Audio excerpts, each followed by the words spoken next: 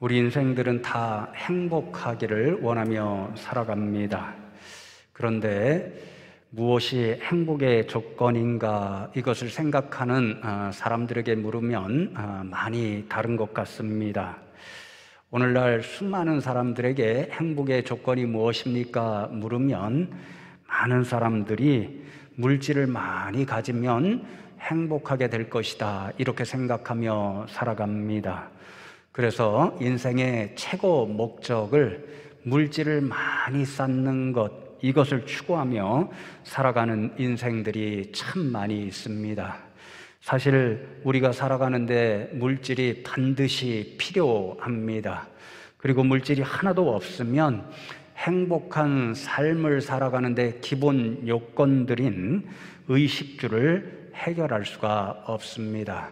그런데 행복에 관한 그러한 연구를 하는 학자들은 물질이 이렇게 우리의 삶에 꼭 필요한 것인다고 할지라도 인간이 행복하게 살아가는데 가장 중요한 요건은 아니라, 그렇게 이야기합니다. 그러면 우리 인생이 행복하게 살아가기 위해서 물질보다 훨씬 더 중요한 것이 무엇일까요? 제가 말씀을 준비하면서 행복에 관한 이러한 연구들을 인터넷으로 찾고, 또 도서관 이렇게 들어가서 논문도 찾아보고 그랬는데요.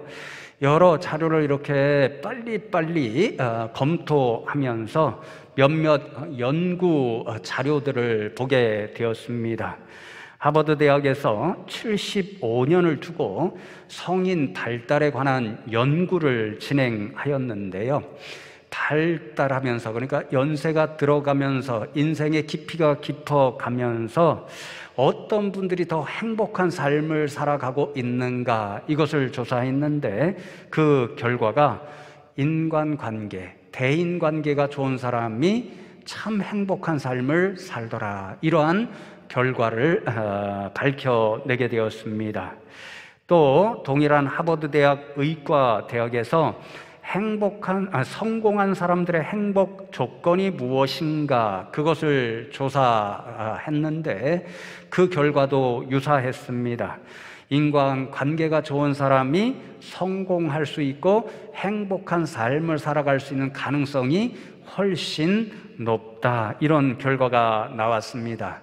이 연구를 진행하면서 소위 우리가 말하는 사회에서 성공한 CEO를 대상으로 조사하게 되었는데, 이들을 그러한 성공과 행복으로 이끈 요소가, 가장 중요한 요소가 무엇일까, 이렇게 살펴보았더니 다른 사람들과 좋은 관계를 맺는 능력, 그것이 85% 정도의 영향을 미쳤다라고 한다면, 우리가 이야기하는 소위 능력 좋네, 그 직무 능력, 어떤 일을 행하는 능력이 그들을 성공과 행복으로 이끄는 그런 영향은 약 15% 정도밖에 되지 않았다고 합니다.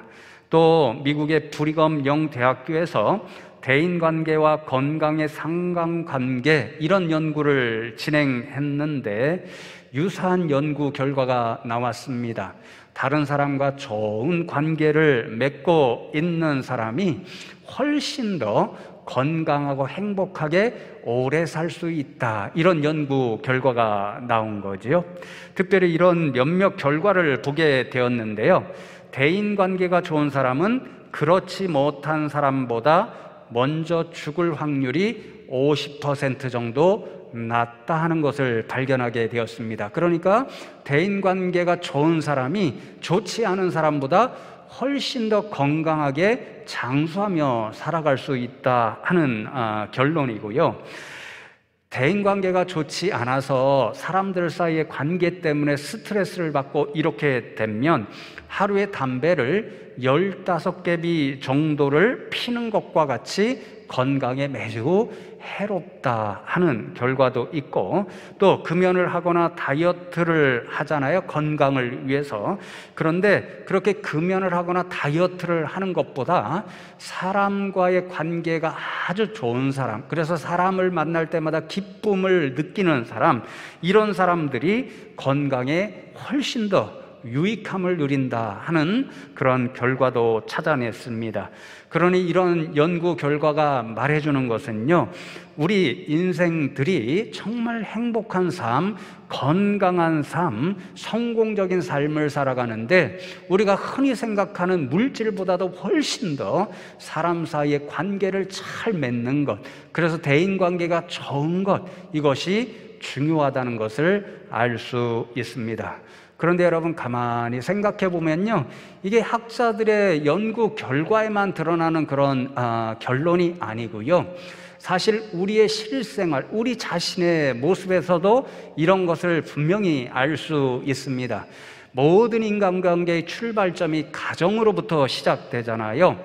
가정이 행복하기 위한 첫 번째 요건이 무엇인가 가만히 생각해 보면 그 가정을 구성하는 가족들 사이의 관계가 아주 좋아야 합니다. 부부 사이의 관계도 좋아야 하고, 또 부모와 자식 사이의 관계도 좋아야 하고, 자녀들, 형제, 자매 사이의 관계도 좋아야 그 가정이 행복할 수 있습니다.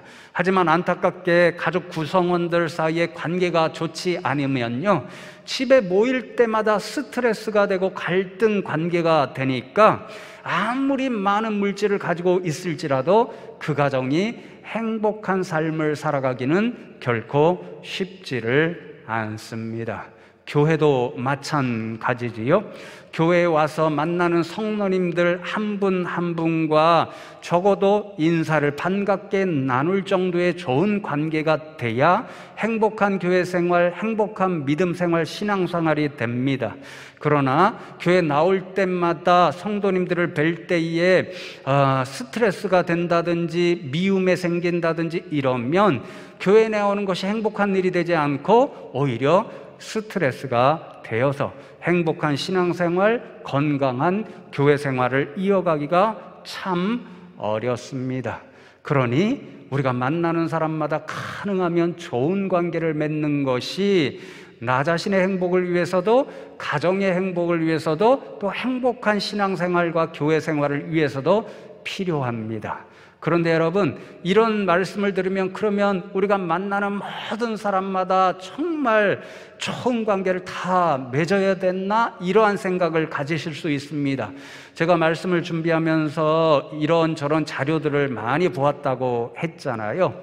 이러한 인간관계가 참 행복한 삶을 위해서 필요한데 이런 인간관계가 오히려 스트레스가 되는 경우도 있다고 합니다. 두 가지인데요, 한 가지는 좀 이따 말씀드리고, 첫 번째가 뭐냐면요, 완벽주의라고 합니다. 내가 만나는 모든 사람들과 완벽하게 좋은 관계를 맺어야지, 이렇게 되면 점점 더 스트레스가 된다라는 거죠. 왜냐하면 저와 여러분 누구나 완벽한 사람이 있을 수가 없어서 완벽한 인간관계를 100% 맺기는 참 어렵기 때문에 우리의 한계를 인정하는 것이 필요하다, 이런 학자들의 지적을 여러 번 보게 되었습니다. 그래서 여러분, 이런 학자들의 연구를 보니까요, 저와 여러분이 인생을 살아가면서 대개 관계를 맺는 그런 인원이 약 150명 정도 된다고 합니다. 그런데 그 150명의 분들과 똑같이 아주 가깝게 지낼 수는 없고요, 이 150명 중에 조금 더 가까이 지낼 수 있는 인간관계가 약 20명 전후가 된다고 하고요, 그 20명 전후의 관계 중에서도 일생을 함께 하면서 자신의 희노애락을 이야기하며 서로 힘들 때는 용기와 위로를 주고 기쁠 때는 함께 기뻐하는 그런 인간관계는 3-4명 정도밖에 되지 않는다는 것이 학자들의 연구 결론입니다. 그렇게 3-4명만 일생을 함께하며 희노애락을 나누고 용기와 힘을 주고 위로를 주고 기쁠 때는 함께 기쁨을 나눈 그런 관계만 가지고 있어도 그 사람은 성공한 사람이고 행복한 삶을 살아가는데 필요한 조건을 갖는다. 그것이 학자들의 이야기였습니다. 그러니 성도 여러분, 우리 숭실교회를 찾아올 때마다 여러분에게 허락하신 하나님께서 주신 우리 성도님들과 적어도 반갑게 인사를 나누실 수 있는 분들 다 되면 좋겠고요, 우리 성도님들 참 좋으신 분들 많습니다. 이분들과의 만남을 통해서 여러분 절친이라고 그러시죠? 3, 4명의 절친을 사귀셔서 신앙생활을 할 때 함께 어려울 때는 위에서 기도해 주시고 또 위로해 주시고 또 기쁠 때는 함께 기쁨을 나누는 그런 절친 성도님들을 사귀시면 좋겠습니다. 그러면 여러분의 행복한 삶을 살아가는데 참 도움이 될 줄로 믿습니다. 여러분, 이런 생각 때문에 이 5월이 가정의 달이잖아요. 이 가정이 참 좀 전에 말씀드렸던 것처럼 우리 인생의 모든 관계가 시작되는데요. 행복한 개인, 또 행복한 가정, 행복한 교회와 또 신앙생활, 또 나아가서는 사회 생활을 위해서 성도 여러분이 건강하고 좋은 인간관계를 맺는 데 필요한 성경적 원리들을 찾아서 말씀을 나누는 그런 시간들을 가지려고 합니다. 먼저 제 자신을 위해서 고백해야 되겠는데요. 이 말씀을 준비하면서 깨달았습니다. 김 목사도 참 부족함이 많구나, 이런 생각을 하였기 때문에 이 말씀을 준비할 때마다 먼저 제게 필요한 말씀이구나, 이런 생각을 하게 됩니다. 성도 여러분들도 다 부족함이 있으신 분들이니까 그런 마음으로 이 성경적 원리들을 잘 들으셔서 실천적 지혜로 여러분들이 지혜롭게 다른 사람들을 대하고 만나고, 그래서 좋은 인간관계를 맺어가는데 필요한 영적인 지혜들로 사용하면 좋겠습니다. 오늘은 첫 번째 시간으로 함께 읽은 골로새서의 말씀을 가지고 죽게 하듯 하십시오, 이런 제목으로 말씀을 전해드리려고 합니다. 오늘 본문이 속해 있는 골로새서 3장 18절로부터 4장 1절까지의 말씀은 에베소서 5장 21절로 6장 9절까지 기록되어 있는 말씀의 요약과 같은 그런 말씀입니다. 에베소서는 사도 바울이 좀 길게 적었고요, 그 말씀들을 거의 그대로 똑같이 요약본으로 전해주는 말씀이 이 골로새서의 말씀입니다. 학자들은 이 두 군데의 말씀을 가리켜서 그리스도인의 가정생활 지침이다, 이렇게 칭하고는 하는데요. 왜냐하면 가정에서 만나게 되는 새 관계를 맺을 때에 어떻게 하면 행복하고 건강한 관계를 맺을 수 있을까, 그 지혜의 말씀들을 들려주기 때문에 그렇습니다. 첫 번째 관계는 부부 사이의 관계이고요, 두 번째 관계는 부모님과 자녀 사이의 관계이고요, 세 번째 관계는 당시에 종이 있는 그런 가정들이 있었습니다. 그래서 주인과 종의 관계, 오늘날로 좀 확대해서 말씀드리면 직장에서 만나게 되는 상사와 부하의 관계를 말씀해 줍니다. 그런데 여러분, 에베소서의 말씀을 읽어도 그렇고 오늘 골로새서의 말씀을 읽어도요, 서로 유사한 두 가지의 대인관계의 기본적인 원리가 이 세 가지의 관계, 부부 사이의 관계, 부모와 자녀 사이의 관계, 주인과 종, 상사와 부하 사이의 관계에 공통적으로 적용되는 것을 보게 됩니다. 오늘은 그 두 가지 기본적인 원리를 여러분들에게 알려드릴 테니까요, 가정에로 돌아가서 또 성도들과의 만남에서 또 직장에서 지혜롭게 잘 활용해 보시고 실천해 보시면 좋겠습니다. 첫 번째는 주 안에서라는 원리입니다. 명시적으로 주 안에서 기록된 말씀이 18절과 20절인데요 18절 말씀을 보면 아내들아 남편에게 복종하라, 이는 주 안에서 마땅하니라, 이렇게 말씀하고 20절에는 자녀들아 모든 일에 부모에게 순종하라, 이는 주 안에서 기쁘게 하는 것이니라, 이렇게 말씀합니다. 사도 바울의 서신서들을 읽어보면요, 가장 즐겨 사용하는 표현 중에 하나가 주 안에서, 그리스도 안에서, 혹은 그리스도 예수 안에서라는 이 표현입니다. 바울의 서신에서 약 160회 정도 사용될 정도로 굉장히 사도 바울이 중요하게 여기고 또한 귀한 의미를 담고 있는 이 구절인데요, 이 용어들의 의미를 제가 학자들의 연구를 찾아서 확인해 보니까요, 거의 공동적으로 한 의미로 해석했습니다. 그것은요, 안에 있다, 예수님 안에 있다, 이 말, 안에 있다라는 말이 참 많이 사용되는데 그것은 관계를 의미한다는 것입니다. 그러니까 주 안에서라고 하는 것은 우리가 예수님을 주로 고백하잖아요. 그 주님, 예수님과의 관계를 의미한다는 거죠. 여러분, 우리가 예수님과 어떤 통로를 통해서 관계를 맺으며 살아가고 있나요?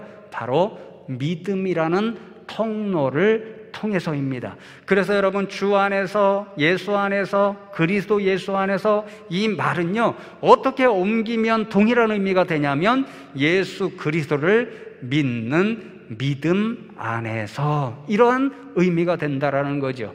이 의미에 따라 여러분 18절과 20절의 말씀을 조금 옮겨서 변화시켜서 말씀드리면 이런 거지요.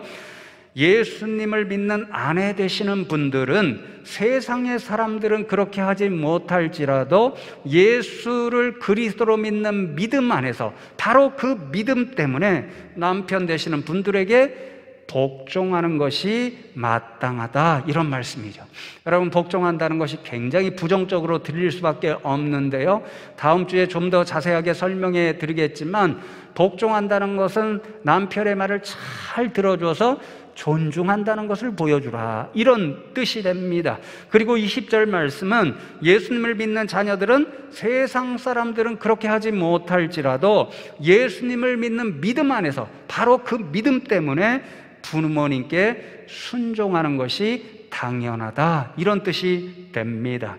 여러분, 그러나 초반에 말씀드렸죠, 이 주 안에서 예수님을 믿는 믿음 안에서 그 믿음 때문에 사람들을 대하는 것은요, 단순히 아내 되신 분이나 또는 자녀들에게 해당되는 그런 지혜의 말씀이 아닙니다. 제가 말씀드렸죠, 에베소서나 골로새서를 다 읽어보면요, 이러한 사람 관계의 원리는요 모든 대상에게 적용되는 기초 원리입니다.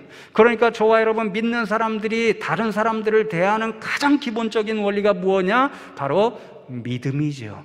예수님을 믿는 믿음 안에서 다른 사람들을 대하고 만나고 교제하고 관계를 이어가야 하는 것, 이것이 그리스도인들의 삶의 모습이 되어야 한다, 그 말씀입니다. 그러니까 우리는 사람들을 대할 때마다 내가 믿는 사람으로서 어떻게 이 사람을 대해야 되는가, 예수를 믿는 사람으로서 어떻게 이 인생에게 다가가서 말을 걸고 또 어떻게 행동을 표현하고 어떠한 관계를 맺어가야 할까, 이것을 생각해야 된다라는 교훈입니다.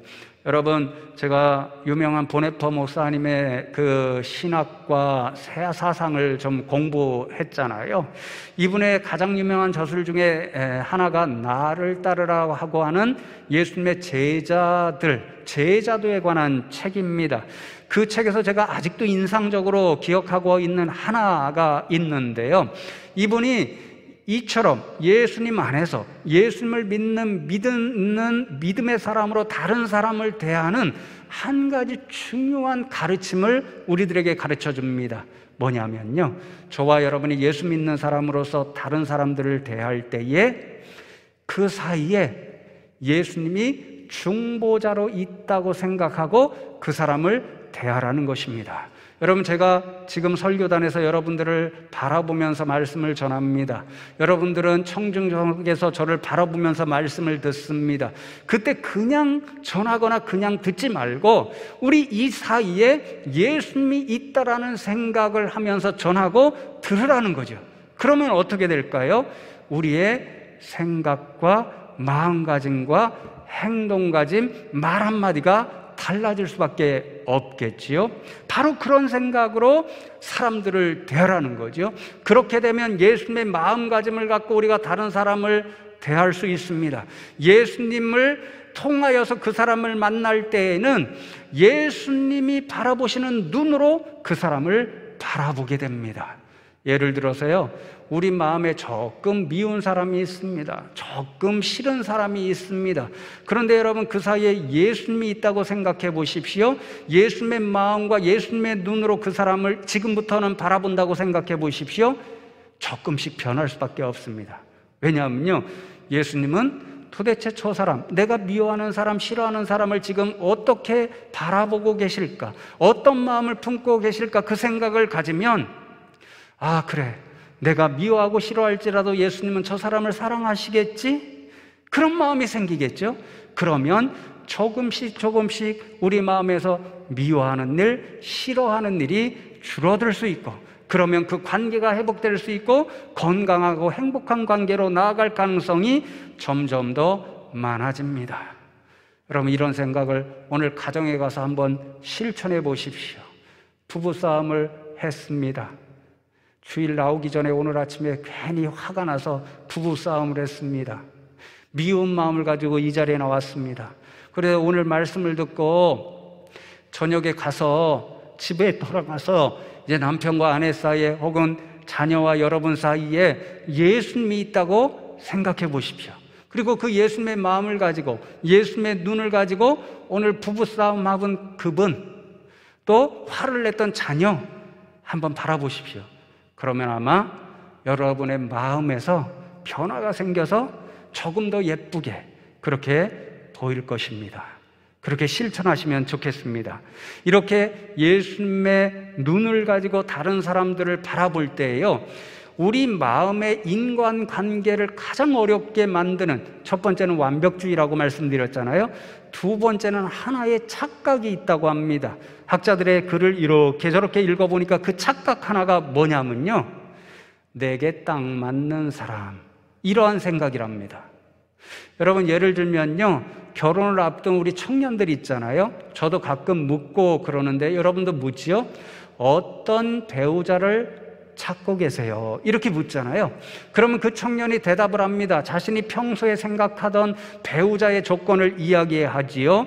예를 들면은 인물은 이만큼 되었으면 좋겠다, 또는 가정 환경은 이 정도 됐으면 좋겠다, 직업 조건은 이 정도 수준이면 좋겠다, 또 학력 수준은 이 정도 학교만 내오면 좋겠다, 이런 조건들을 내어놓습니다. 그러면 어떤 생각이 들죠?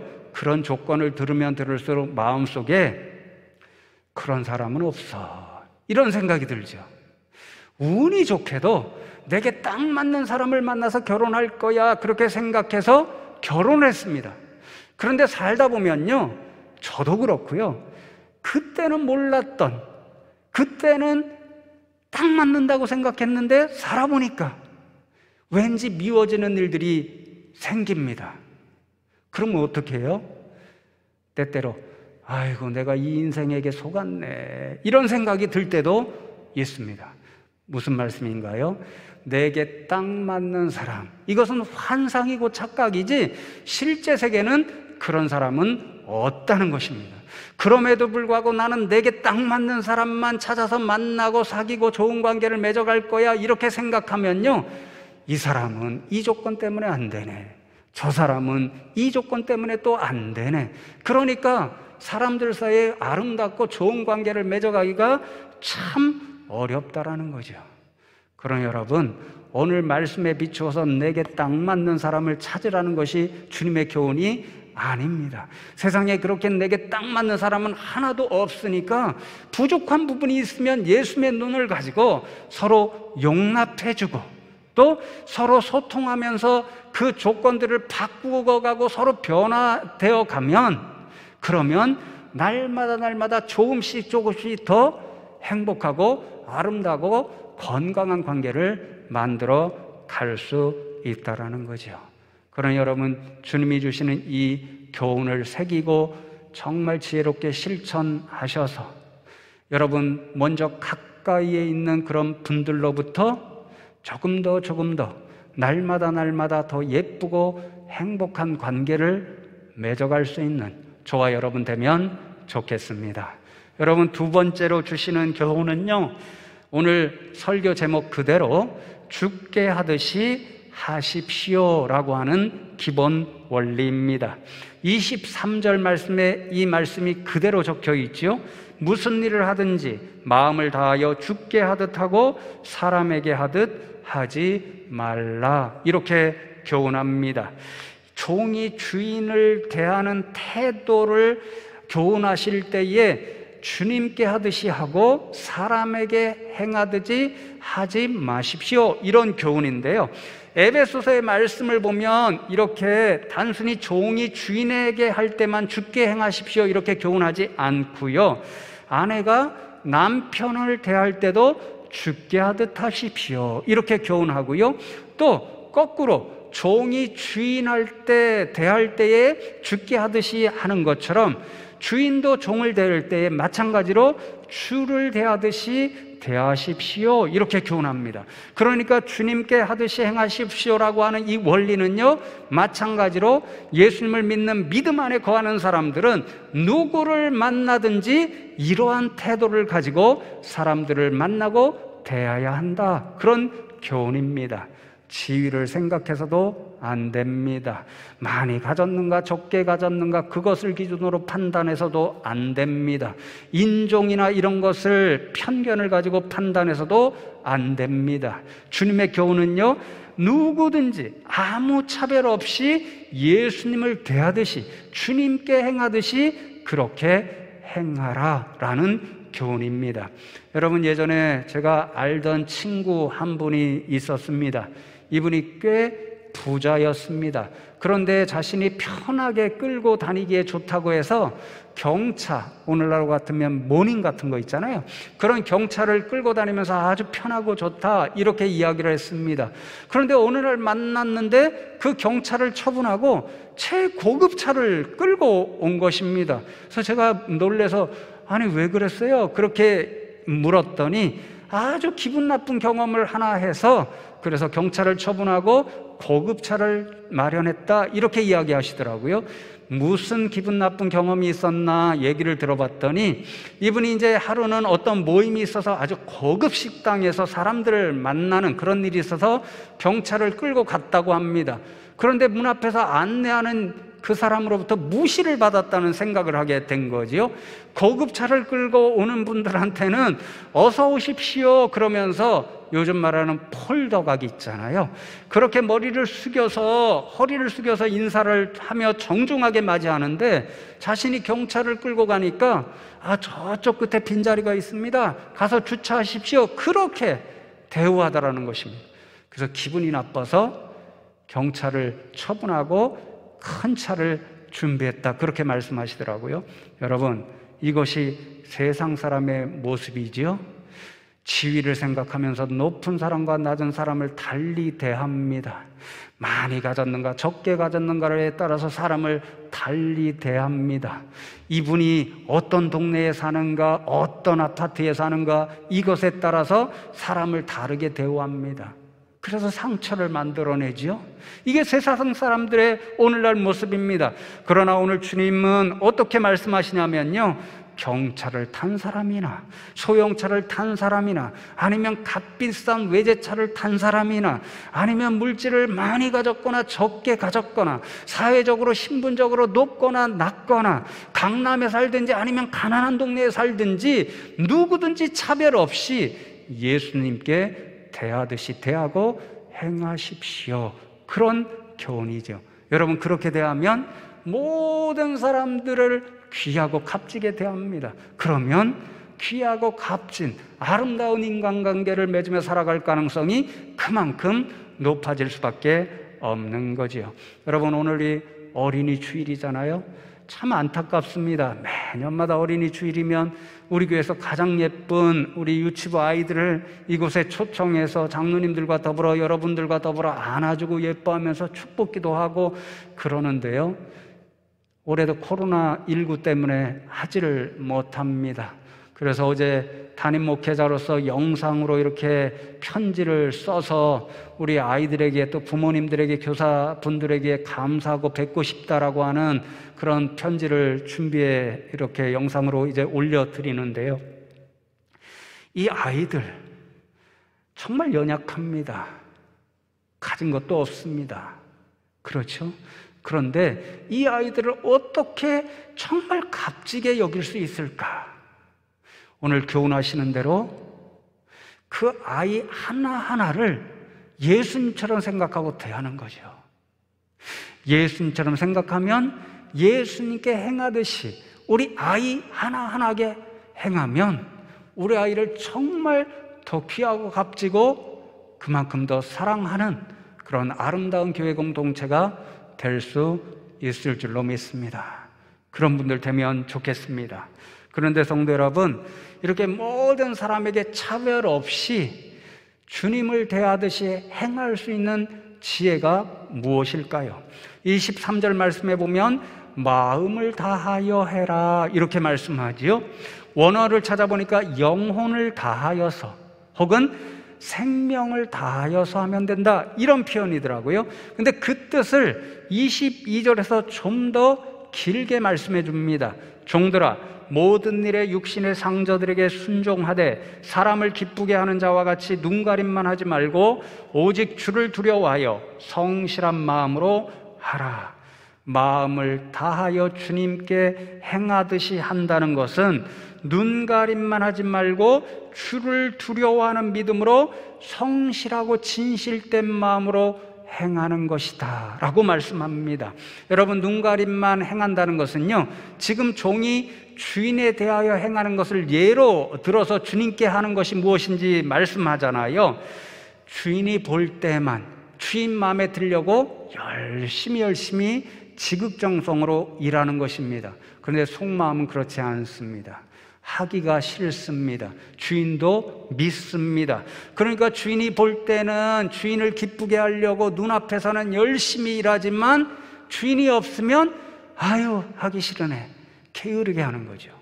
안과 밖이 다릅니다. 일치하지가 않습니다. 그러면 여러분, 주님과 관계를 생각해 볼 때는 안과 밖이 다르면, 앞과 뒤가 다르면 주님께 행하듯이 행하는 것이 못 되는 거지요. 그러면 어떤 상황에서도 누구에게든지 이렇게 주님을 대하듯이 할 수 있는 방법이 무엇인가? 주님을 두려워하여서 성실하고 진실된 마음으로 대하면 된다, 그 말씀이죠. 여러분, 주인은요 종의 이 속마음과 겉을 모릅니다. 이 사람이 정말 진실된지를 모릅니다. 일치된 행동을 하면서 살았는지 모릅니다. 그런데 주님은 아시죠. 우리의 마음을 감찰하시는 주님은요, 이 사람이 이 사람을 대할 때는 어떤 마음으로 하는지, 또 저 사람을 대할 때는 어떤 마음으로 하는지 다 아십니다. 그렇게 주님께서 다 아신다는 마음을 가지면 두려운 거지요. 그러니 그런 두려운 믿음을 가지면 모든 사람을 대할 때에 예수님을 대하듯이 진실되게, 성실하게, 일관되게 주님을 대하시듯이 대하게 되는 겁니다.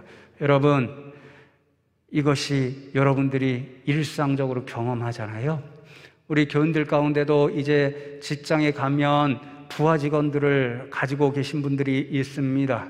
만일 그런 분들이, 여러분들이 사장님이니까 사장님 앞에서는 잘 보이려고 열심히 하다가 여러분들이 안 계시면 게으름을 피운다, 그것을 나중에 알게 되었다, 그러면 아마 배신감을 느끼게 될 것이고, 그런 분하고는 건강하고 아름다운 관계를 맺어가기가 참 어려울 것입니다. 저도 사람인지라 목회자로서 그런 경험을 가끔 할 때가 있습니다. 여러분, 담임 목사로서 이제 지금까지 10여 명 이상의 여러 부교육자분들과 함께 교회를 섬겨왔는데요, 다들 좋은 관계로 이렇게 헤어질 때 그렇게 되면 좋겠는데, 제가 부족해서 그러겠지만 그러지 못한 분들도 있습니다. 안타까운 일이지만요. 어떤 경우가 있었냐면요, 제가 시찰회에서 노회에서 한동안 이런저런 일을 맡아서 일을 볼 때가 있었습니다. 봉사할 때가 있었습니다. 능력이 있어서가 아니라 제가 전입 순서가, 노회나 시찰회 전입 순서가 빨라서 순서상 그렇게 맡아서 봉사를 하게 되었었는데요, 그렇게 봉사하게 되면 회의가 참 많습니다. 어떤 때는 조식 모임이 있어서 교회 오전에 출근하지 못할 때도 있고요, 교회 나왔다가 어떤 때는 종로에 있는 노회 사무실에서 오후에 모임이 있게 되면 점심 먹고 가게 되면 오후가 다 그곳에서 시간을 보낼 때가 있습니다. 그럼 교회가 비잖아요. 그러면 부교육자분들에게 부탁을 드리는 거죠. 내가 회의가 있어서 아침에 늦게 온다, 혹은 회의가 있어서 오후에는 교회를 비울 수밖에 없으니까 교회를 잘 지키고 있어서 성도님들이 필요한 일이 있어서 전화할 수도 있고, 그러니까 그런 영적인 필요를 채워드려라, 그렇게 부탁을 합니다. 저한테는 목사님 걱정하지 마시고 잘 다녀오십시오, 잘 지키고 있겠습니다, 그렇게 이야기를 하지요. 저는 그런 줄로 알았지요. 그런데 어떤 분들은 그렇지 못하다는 것을 그분이 떠난 후에야 알았습니다. 제가 출근을 늦게 하잖아요. 조식 모임을 하고. 그러면 제가 오기 바로 직전까지 머리에 계산을 하는 거죠. 그때 출근한답니다. 그리고는 오후에 밖에 나가잖아요. 그러면 조금 있다가 자신도 퇴근해 버리는 거죠.